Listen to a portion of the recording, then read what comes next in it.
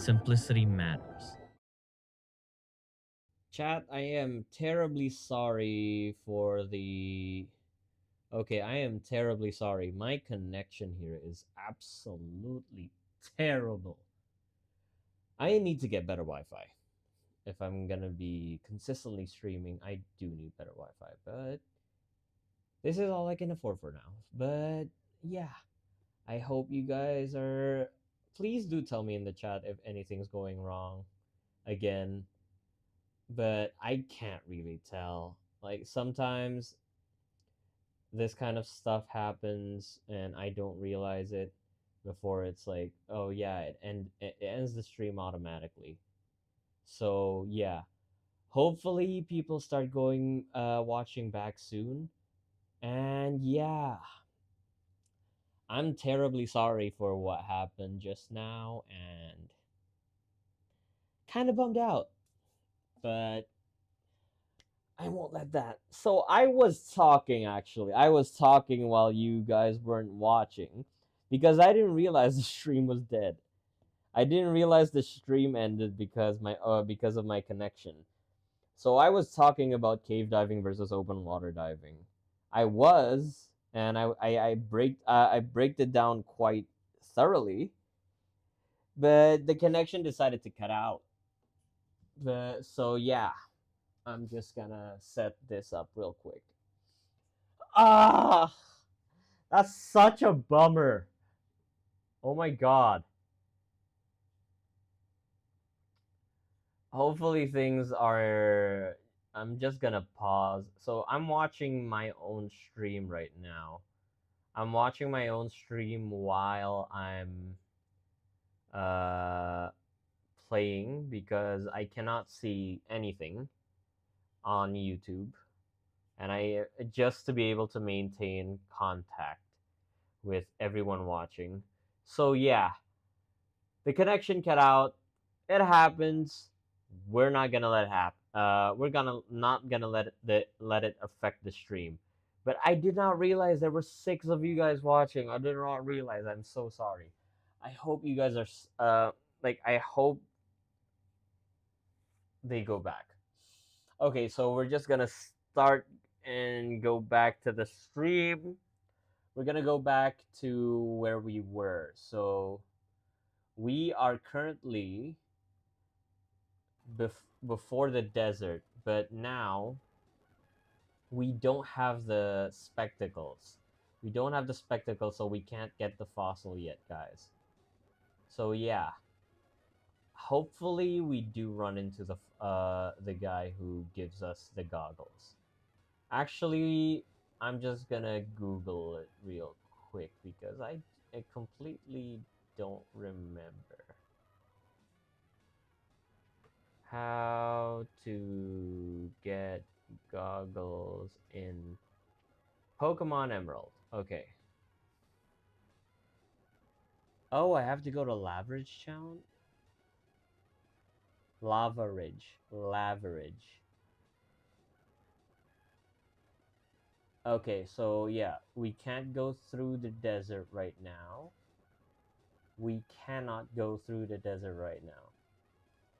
Just because we don't have the goggles. But that's fine. That's completely fine. Alright. I apologize the stream for the stream cutting out. My network bad connection ain't that good, so I will just please feel free to ask me anything while this game is going on. Okay, so I'm just gonna pin that real quick so no one can miss it. I'm pretty sure no one will able to miss it anyways. So yeah, we're gonna continue on our journey. Yeah, the sound is terrible though. So I'm just gonna keep battling whatever encounters I do run into. because it's good XP for me. And for context, guys, we don't have a full team. Wait, it doesn't affect Nuzleaf? Oh, wait, that's not good. What? Okay, okay, so no, no, no, no. Okay, there we go. So there we go. Yeah, fight water gun. Again, water gun. Wow. Okay, water gun. Okay, so I was talking about cave diving versus open water diving. I was talking about that specifically for quite a while until the stream decided to cut out. But I'm not gonna make you guys wait for me to talk about that again. I'm gonna talk about it right now. So, we're gonna talk about specifics in open water versus cave diving. So, it's a totally different world, and it's why. Oh my god, why do we keep running into this guy? We keep running into children. So, yeah, cave diving is a very, very different breed to open water diving. I'm not saying that just to sound cool, but it is. Not in a way that it is cool, but it is a very, very different thing to open water diving. First of all, because in open water diving, typically your route would be to follow the coral wall, which is either the right or left, or you navigate with a compass. But either way, when you're in an open water dive, you have the option to you have the great option to be able to swim up in an emergency. That's not the case while cave diving. In a cave dive, your only option is to go to the exit or the nearest exit, which is either the way you came in or into another entrance. In and that also depends severely on what cave system. Like, okay, let me just switch. Cave systems are very, very different. Like, not all cave systems are the same. First of all, you have cave systems like Mexico, where it ranges from either maybe the nearest exit is a few hundred meters from you or a few kilometers from you, because it is that complex. It is that difficult to navigate. And actually, in Mexico, they don't have directional markers. So the only directional marker you get is from the guide. That's why you can't do unguided cave dives in Mexico, because there have been just too many accidents and people going in without. I'm not sure about this, but I I'm pretty sure it's because of the accidents that have happened. So they decided that to remove all the markers entirely and not to let people dive without a guide in Mexico. So that's one difference. The option of going to the surface, because wherever you look in a cave dive, you look up, down, left, right, it's all water. That's why it's called an overhead environment. That's the first thing. Your way in is the way out. Navigation is also a very different thing, because you navigate through the line. The line stretches out depending on what cave you're diving. It could be only a couple of hundred meters, a couple of 100 feet, or it could stretch for miles or kilometers. In that case, we don't know if this cave is just a straight line or it has several intersections. It gets confusing once you get to more than two intersections. It gets even more complex when you start adding visibility factors. Because sometimes you go into a cave, you go in, it's crystal clear, and because of the percolation on the way back, you get zero visibility. So yeah, you have both of those, both what both of those concerns. Okay. Oh, there's a stream element bot? Cool. Yay! Okay, so now we're gonna continue on Pokemon. I'm not gonna speed it up anymore for the sake of the stream. Oh no. Okay, I'm gonna speed up this battle. Whoa. Is that Sis? Dude, thank you for the donation. Thank you very much for the dono. Oh my god. That's my first donation today. Thank you. Hi. Welcome to the stream. Yeah, I was talking about cave diving earlier, and yeah, my stream cut out because of the connection here, and it's terrible. So yeah, I'm stuck. I don't know why there aren't any.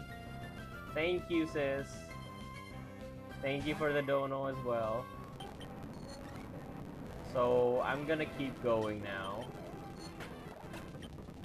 For those confused, my sister just joined the stream and gave me a hefty donation. Thank you very much for that. Okay, so now we beat that guy. Oh yeah. Team Magma. Hey man, is there really going to awaken that thing? Sounds like it, yeah, but I heard we need a meteorite to do it. Oh, I get it now. That's why the rest of our crew went to Fall Arbor. You got it. And until they come back, we're not to let anyone pass, right? Is it? Were we eavesdropping earlier? Oh, right. Okay, we're gonna have to fight this guy. A Geodude at this level, dude, come on. Another Geodude. Let me guess. Yeah, another Geodude. This guy just has rocks on rocks on rocks. Talk about geology, man. I mean, I love geology, I love paleontology, but I'm not that crazy. Okay, now we're here. I'm pretty sure you can meet Ghastly here, right? Oh, okay. I might actually catch this guy. Never mind. Oh, we don't. Oh, Torkoal is actually really good. Do I catch Torkoal, everyone? I'm not sure. Okay, I'm gonna speed this battle up. Okay, yeah, easy. I really want to catch something nice here. Because I can't remember what kind of Pokemon are here. Okay, another Torkoal. Let me just use Calm Mind real quick. And Calm Mind again. And Confusion. Boom. So close. Okay, there we go. I want to catch something. I don't want to catch Machop. Get out of here. Machop is just a Chad. Do we? Yes, we do. I hope this doesn't kill it in one bite. Okay, it doesn't. So we're gonna take this for camera. Because that's a pretty decent Pokemon to be able to use. We grab the Pokeball, and now we catch a camel or a whale. Camels don't have a hole in their back. They don't. They have fat reserve. That's where they store their water. I heard that people in Saudi Arabia actually eat that stuff. But it looks disgusting. I mean, it looks... I'm not gonna judge it because it's someone else's culture. But personally, I do not like the taste of fat. Like, a camel's hump is fully... It's completely engulfed. It's not engulfed. It's actual literal fat. So, I can't imagine how it tastes. It's gotta taste weird. No, I don't want to battle you. Okay. How did I not... Okay, fine. I'll use Confusion then. Because we're running out of Psychic. No! We're paralyzed. Easy. No problem. Yay! Stalagmite grew to level 28. I don't want to fight this guy. Boo. Is this guy waiting on me? No shot. I caught a hot Pokemon in Fiery Path. Take a look. You're not that sounds... I caught a hot Pokemon in Fiery Path. Take a look. Oh yeah, it's just... It looks like a chef. Oh, I got one of those too. Yeah, I got one of those too. You got nothing. Easy win. Oh, he's using Slugma. Well, guess what? I got Ligma.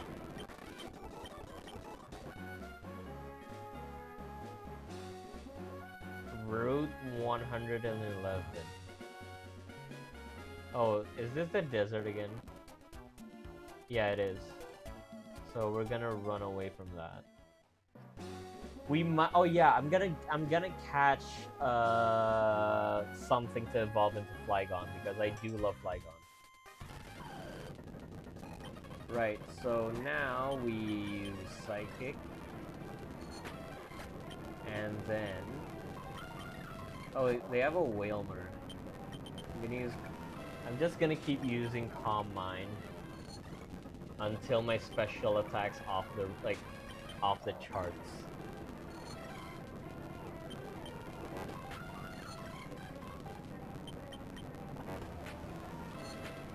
Right, there we go.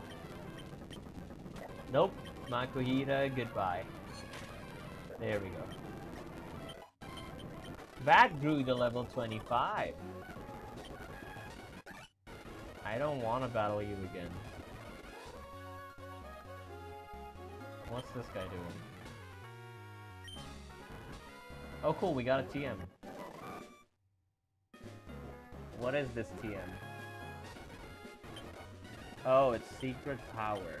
Okay. What's up, sis? I don't know how to add OBS, I'm sorry, so I can't... I didn't realize that you're chatting. Okay, so... Okay, so now we go back. I'm pretty sure we can use Cut. Yeah, we do. So... Now we go here. Okay, so that was basically another checkpoint. That's basically a Pokemon Center. So now we check up on everything. Can we go through this? Oh my god, we can! Cool! I'm so glad I decided to take the Mach Bike. I don't want to fight this guy though. He looks like he'll beat me up. Oh no. Okay, so now we go here. Oh no!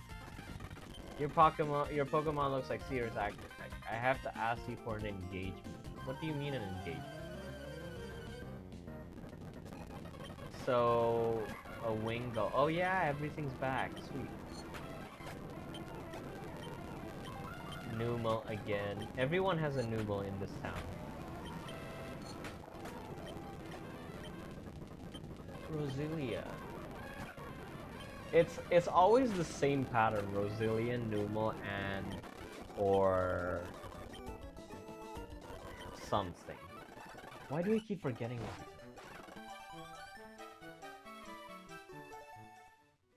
Oh yeah, this is just full of dust.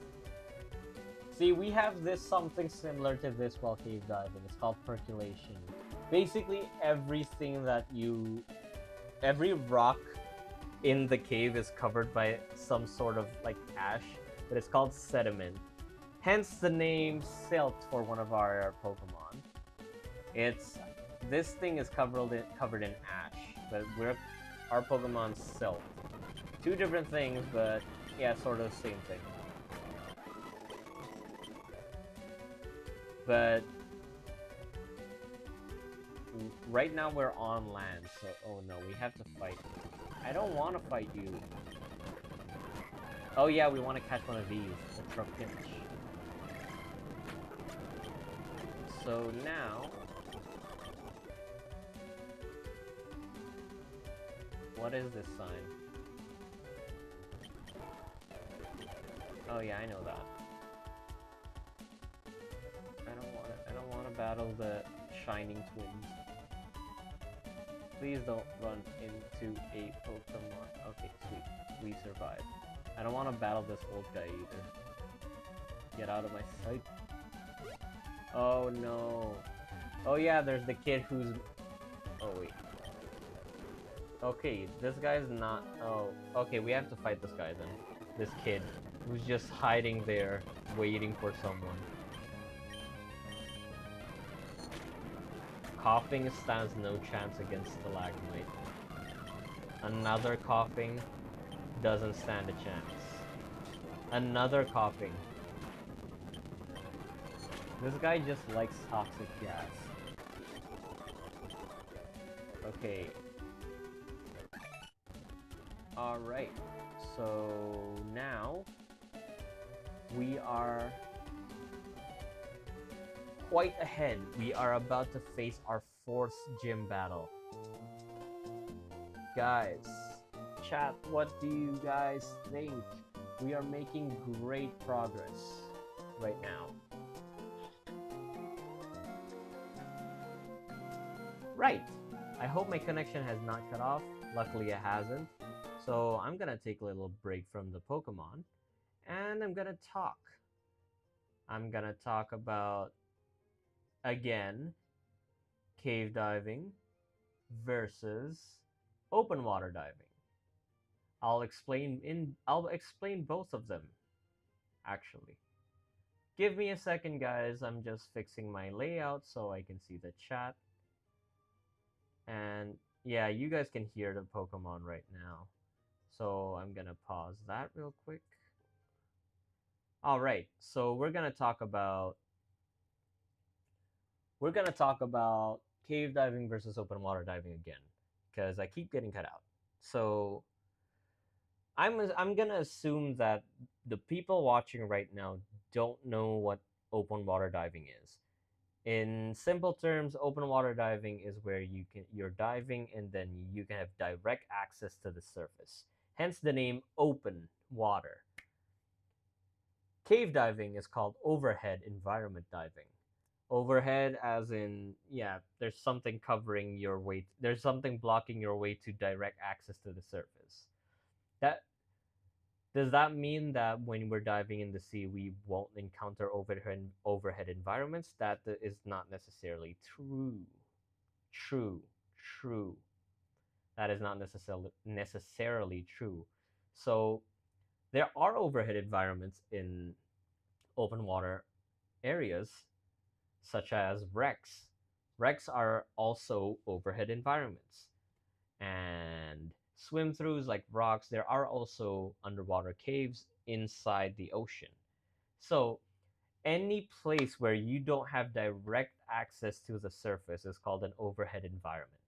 So now what's the difference between overhead environment diving and open water diving? This is a very important fact. No, not a fact, but an important point. The fact that you have no direct access to this surface is extremely dangerous. I mean, in cases of emergency, it is extremely dangerous because panic divers will go back to survival instincts. What happens if you can't breathe and you're underwater? You automatically swim to the surface, especially if you're not experienced. Your number one reflex will be to swim towards the surface. So I mean, I guess that's not necessarily true for everyone, but I'm making a generalization here that the average human, when encountering overhead environments and they're in a full-blown panic, they will start swimming to the surface, or what they think is the surface, because usually what happens with overhead environments, there's usually no flow. Not every place, but most of the time. And when there's no flow, you disturb the silt and you stir up the visibility that easy. It's it's pretty nasty. Zero visibility is pretty nasty. I've been in zero visibility a couple of times. You cannot see shit even with light. Like your light is just there basically to sort of give you an idea on how bad the particles are in the water. But either way, your light will not help you in zero visibility because the water's not the water isn't murky because of the water quality. It's murky because you disturb the silt that's in the bottom or in the surface of the rocks or metal, like in wrecks. So that's one of the scariest things that can happen. Although when you're cave trained, you are trained to deal with zero visibility or bad visibility in general. So that's one of the differences in cave diving and open water diving. Second of all, your only exit is the way in is the only way out.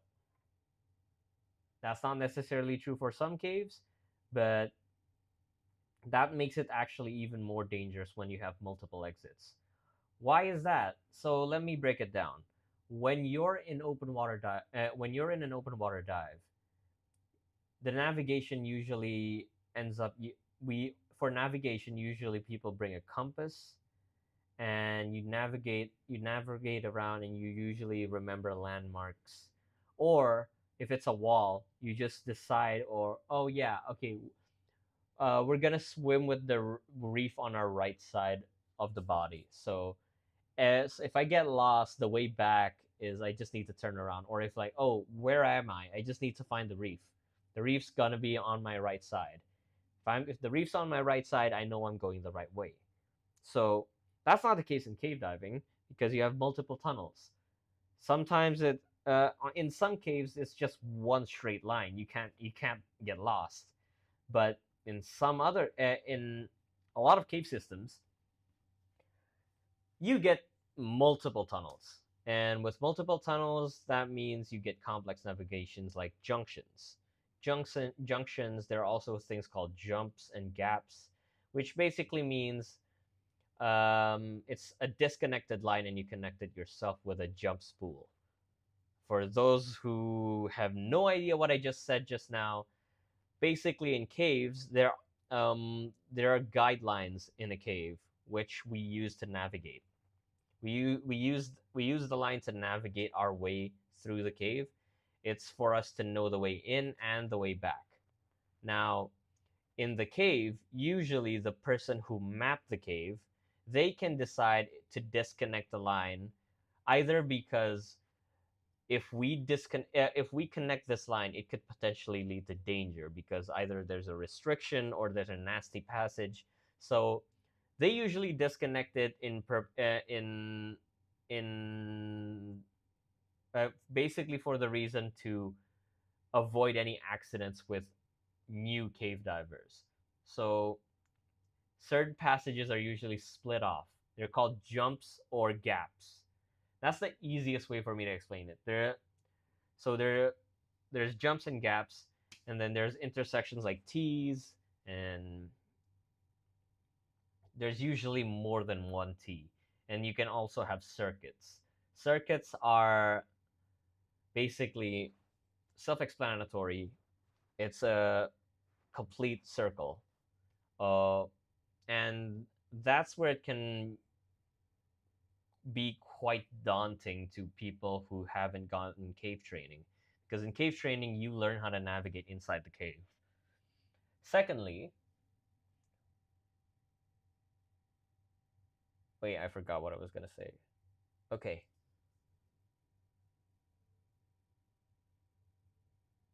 Let me remember this.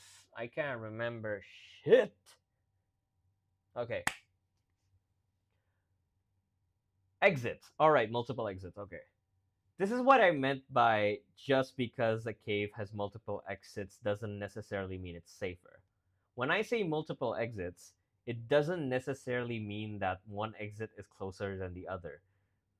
First of all, if there's an accident, you don't know where you're going to have the accident. You can't predict that, oh, I'm going to have an accident in this place, so I'm if and when the incident happens here, I'm gonna exit through here. No, it doesn't work that way. You never know when there's gonna be an accident. So let's say halfway through the cave, you have an accident. And in caves, we have navigational markers like exit arrows. So those exit arrows always point to an exit. Doesn't necessarily mean it's the closest exit, but it points to an exit. Let's say you're at your midway point and you're already past your thirds. You're already past your thirds, so you're heading back. You're heading back from your dive. And then shit gets murky with because of the percolation, and then it's zero visibility. And you run into an intersection with two exit arrows pointing in two different directions. Now you can be fucked here. You have an accident and it's zero visibility. You have to choose the fastest exit. And then you choose the wrong you choose an exit, but it's not the way you came in. And the exit's another kilometer far. And that you only have enough gas to go back through the first exit that you came in from. Well, you only have enough gas to go back to where you came from, which is like 200 meters from the entrance, or 300. Let's just say 300. Any calculation that makes sense to you guys. So I accidentally picked the 1 kilometer route, and I end up running out of gas. Because why? Because it's 1 kilometer away from where I was. So that's one thing that could definitely happen, and it has happened in Mexico. They took the wrong turn because in Mexico there are so many exits. There's so many exits, there's so many openings, there's so many cenotes, but it's all part of one system. So that's one of the dangerous parts of cave diving, and why you should never dive in a cave without proper cave training. It's scary how fast things can go wrong. And if you don't know how to deal with it, it's very much it's this is a very safe sport. The best part about it is you don't have to do it if you don't want to. And yeah, so that's one of the differences between open water and cave diving. And let me just continue on playing while we continue this commentary. If you chat, if you want to ask anything at all, please do while we continue on playing Pokemon Emerald. So I will be watching the chat because I have not connected the chat to OBS, and I'm using OBS to stream. So I'm just gonna. All right. So now we talk to this guy. Oh, we got a suit sack. Ew. Puff, huff, puff, puff. What does that mean? All right. I gotta go work too, but good luck on your stream. Thank you, sis. Thank you very much for watching my stream. Goodbye. Oh no, we run into a Pokemon. It's Slugma. Okay, so I'm gonna talk about the next part about... I'm gonna talk about the next part of cave diving. We talked about directions, and now we're gonna talk about fundamentals. What the hell am I talking about with fundamentals? Like, am I being too crazy, or No, I'm not. Trust me, I'm not. So, okay, let me heal up real quick. I cannot multitask for the love of God. Right, so let's talk about let's talk about the fundamentals of diving and how it relates to cave diving versus open water diving. So generally, nope, I don't want one. I want multiple. No. God. Wait. Okay, so I want yay many. Okay, we bought that already. Okay, and that. We want that. Okay, now. Okay, guys, so I'm gonna talk about the fundamentals again. So, in diving, there are 4 fundamentals usually talked about in the agency standard, which is buoyancy, trim, propulsion, and breathing. Now, with these 4 fundamentals are all the things that every diver should have, not just cave divers, which is good buoyancy, good propulsion, good trim, and good breathing.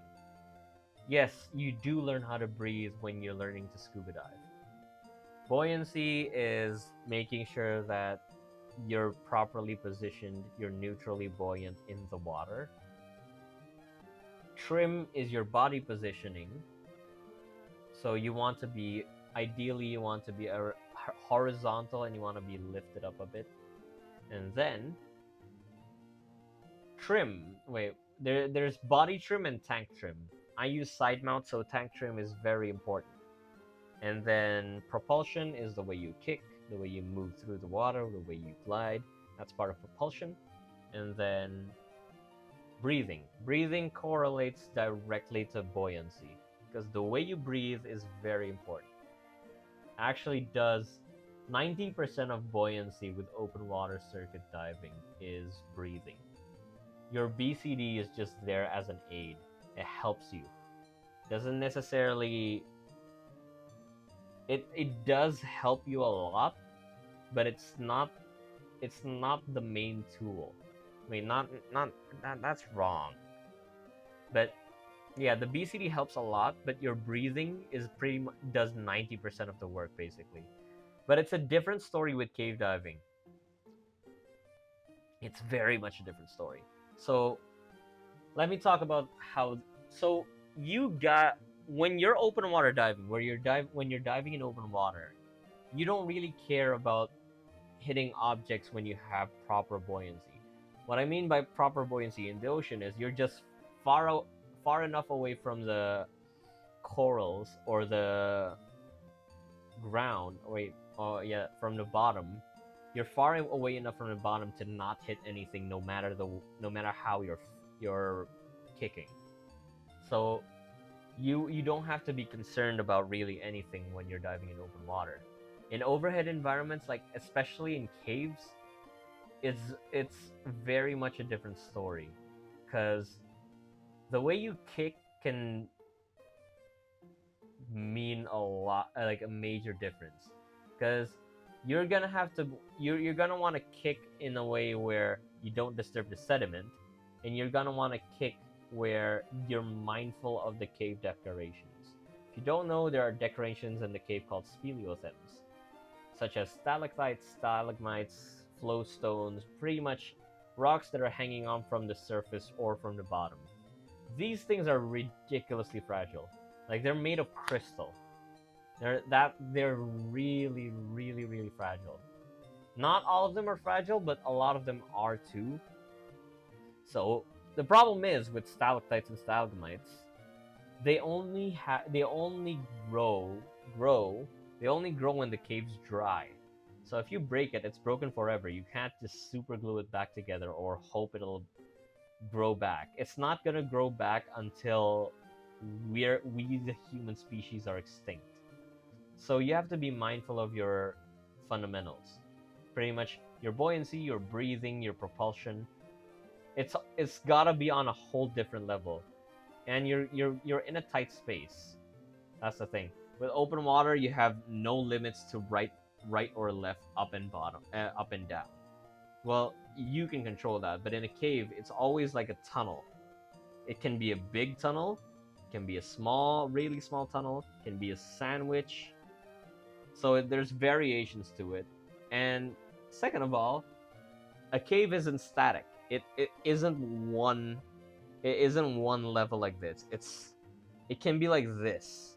So imagine my hands are the tunnel and it suddenly turns right. So in cave diving and wait, once like that and then it goes up again like this. So in cave diving, you're gonna be busy inflating and deflating your BCD, which is, I'll admit it, when the first time I entered the cave, the first time I entered a cave, it really fucked with me because I already had 100 logs with me before I started cave diving. It really fucked with my head because I never touched my inflator during a dive. Usually what happens is when you're diving in the ocean, you just drop down, you inflate your BCD, and then you forget about it entirely because you don't need to adjust it anymore. But with cave diving, it's constant adjustment. You can't be stingy with inflating and deflating in cave because the depth changes so much, especially in certain caves. Like the caves I've been making for my videos, that's one of the caves where you have to really inflate, deflate, because the depth changes so much. It's really weird. It's a weird feeling you have to get used to. Also, you're diving in fresh water. You are a lot more negative compared to the ocean because salt water is denser than fresh water. So we're gonna continue on now to our game. So we already went here. I am pretty sure we already went to the Pokemon Center. Right, so we're gonna challenge Flannery now. If I'm not wrong. I'm the move tutor.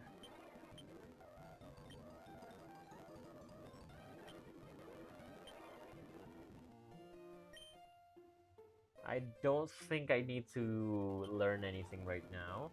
I should be good. I think. Oh no, we're not even close to the gym leader yet. I forgot.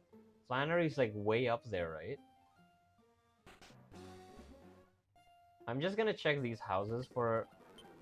Oh, cool. He's a fossil maniac, so am I. So you can dig holes just like my big brother. Okay, so we got the TM dig. Oh, cool. This is a fossil mine. I wonder if the guy's found any fossils. Let's talk to him. I'm the fossil maniac. I'm a nice guy who loves fossils. I think I'm talking to myself here. Do you want a fossil? Yeah, sure. The fossils around these parts all belong to me, none for you. If you can't bear to go without a fossil, look in the desert where there are boulders that may hide fossils.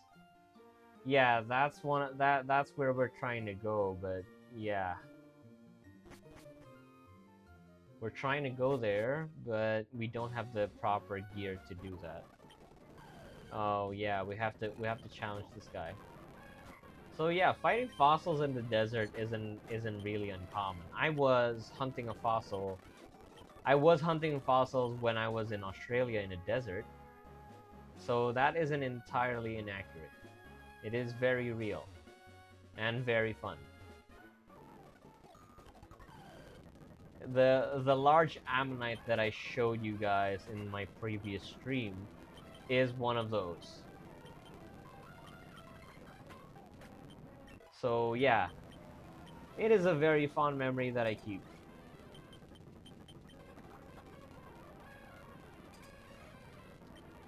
God, you guys should really once in your life try fossil hunting. It is incredibly fun and incredibly interesting. I plan on making a fossil hunt, and I've already mapped out some places. Hopefully, if you guys are interested, I'd love to take you guys. Energy powder. Alright, this is where we can get Altaria. I'm not trying to challenge you, I'm trying to get a fishing rod. Oh god, you have a magic harp. Okay. Sweet. Another one. Another one. I'm guessing Seeking? Oh no, Barbroach. Okay. No problem. I'm gonna catch a Swablu, everyone. I'm not trying to fight you.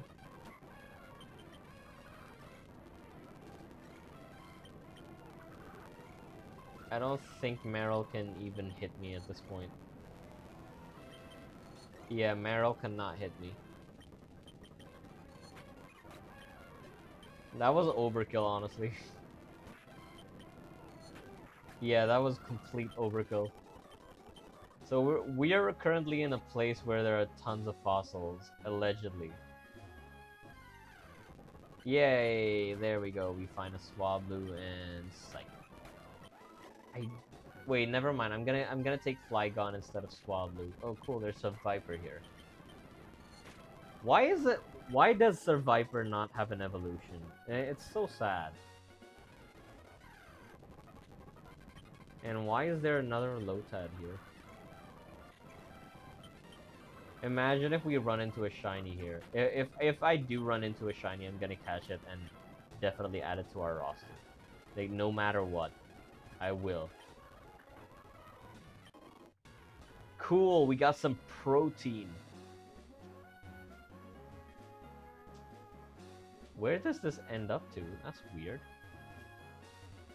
But actually, these cliffs pretty much look like what you would be able to see while you're fossil hunting. Besides the stairs, of course.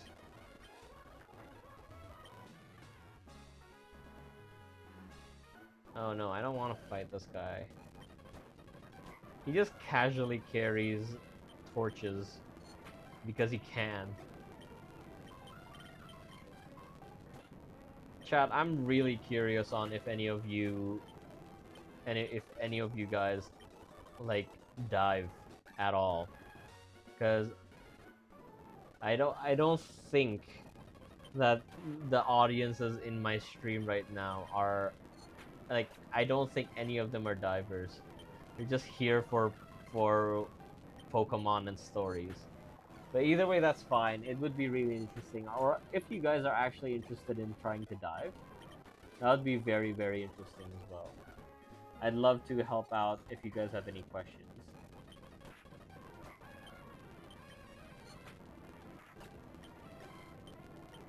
Oh no. Yeah, I named Curly a stalagmite because of the red things. That pretty much sums it up. Unfortunately, when it gets to a Gardevoir, it's gonna lose it. So the name Stalagmite isn't gonna be really accurate, but Flowstone would be a much more fair name. God, what is with my grammar? That sucks. Oh my god, 18 people watching the stream right now. Hello, everyone. I hope you guys are enjoying the stream. And oh, Meteor Falls, this is nice. There's another Zubat here. Okay, now I'm gonna use Calm Mind again. And Confusion. This is overkill. Why do I keep using Calm Mind? No, I'm gonna run away this time. Okay, we got full heal. Why are there so many Zubats? Bats. Okay, actually, this is really interesting to talk about. Wait, hold on. I can't believe I never noticed.